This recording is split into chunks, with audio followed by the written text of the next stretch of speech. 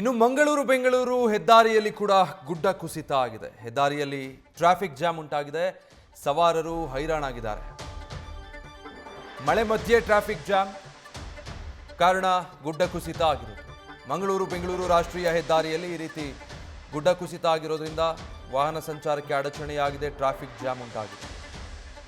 ರಾಷ್ಟ್ರೀಯ ಹೆದ್ದಾರಿಯುದ್ದಕ್ಕೂ ಕೂಡ ವಾಹನಗಳು ಸಾಲುಗಟ್ಟಿ ನಿಂತಿದ್ದಾವೆ. ನೆಲ್ಯಾಡಿ ಸಮೀಪ ಗುಡ್ಡ ಕುಸಿತ ಆಗಿರೋದು. ಇಚ್ಲಂಪಾಡಿ ಮಾನಡ್ಕ ರಸ್ತೆ ಸಂಪೂರ್ಣವಾಗಿ ಬ್ಲಾಕ್ ಆಗಿದೆ.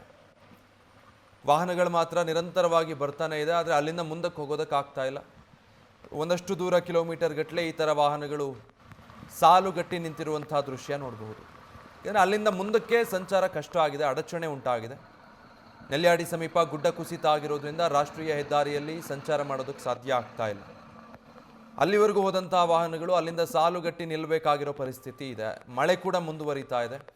ತೆರವು ಕಾರ್ಯಾಚರಣೆ ಆಗುವವರೆಗೂ ಏನೂ ಮಾಡಲಾರದಂತಹ ಪರಿಸ್ಥಿತಿಯಲ್ಲಿ ವಾಪಸ್ ಹಿಮ್ಮುಖವಾಗಿ ಚಲಿಸೋಣ ಅಂದರೆ ಅದು ಕೂಡ ಸಾಧ್ಯ ಆಗಲ್ಲ.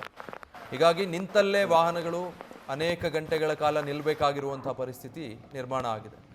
ಹಾಸನ ಭಾಗದಲ್ಲಿ ನೋಡ್ತಾ ಇದ್ವಿ, ಅದರದ್ದೇ ಮುಂದುವರೆದ ಭಾಗವಾಗಿ ಬೆಂಗಳೂರು ಮಂಗಳೂರು ಹೆದ್ದಾರಿಯಲ್ಲಿ ಈ ರೀತಿ ಮತ್ತೆ ಗುಡ್ಡ ಕುಸಿತ ಆಗಿರೋದು.